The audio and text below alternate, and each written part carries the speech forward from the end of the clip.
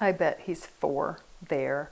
He was kind of happy-go-lucky, really fun, very funny. He'd made up a song, and he was singing it in his diaper at the top of his lungs. It was, "My name is Johnny. I have a bird bath. And when the birds come and drink it, they knock me down and call me Tutti Frutti."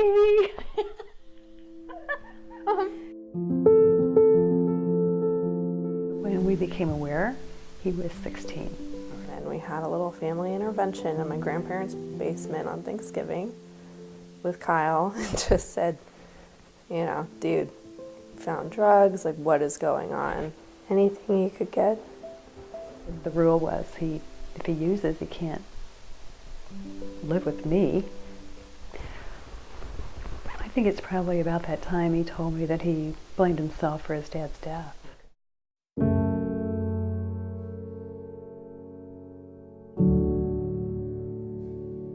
Best friends. They were running. His dad collapsed. He had a heart attack. We didn't know that till that was over.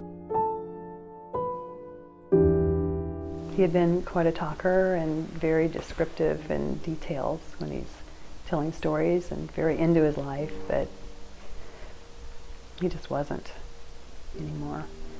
And he said when he started using some of these drugs, felt good for the first time in years.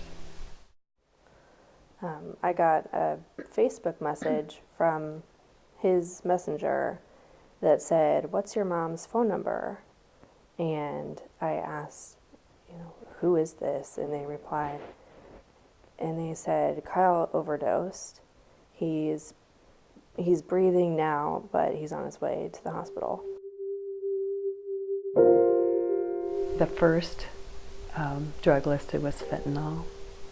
There were also meth included. He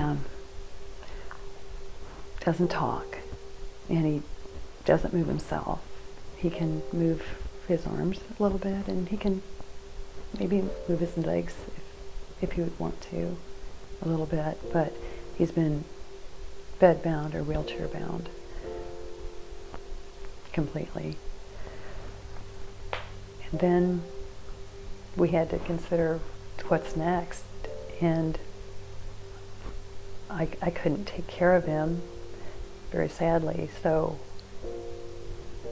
the last choice is he went to a nursing home. Don't hide it. Don't be ashamed of it, that it's not something that you need to keep like a family secret tucked in a corner away. I would say at least we see 300 to 400 people a year. And of those people, how many are you using opioids? Lately, more than 75%. They have a disease that is very difficult to control. It doesn't discriminate. It's just too available. We're on 70, so you know, if Kansas City and St. Louis are the hot spots, we're right in between. Heroin's coming through hard and heavy. It's being cut with the fentanyl and carfentanil. We had a lot of friends who would just say, like, "Well, you should just stop using drugs."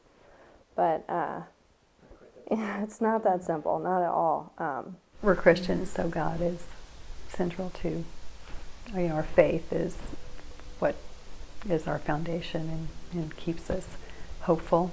Without that, I don't know how we could get up in the morning.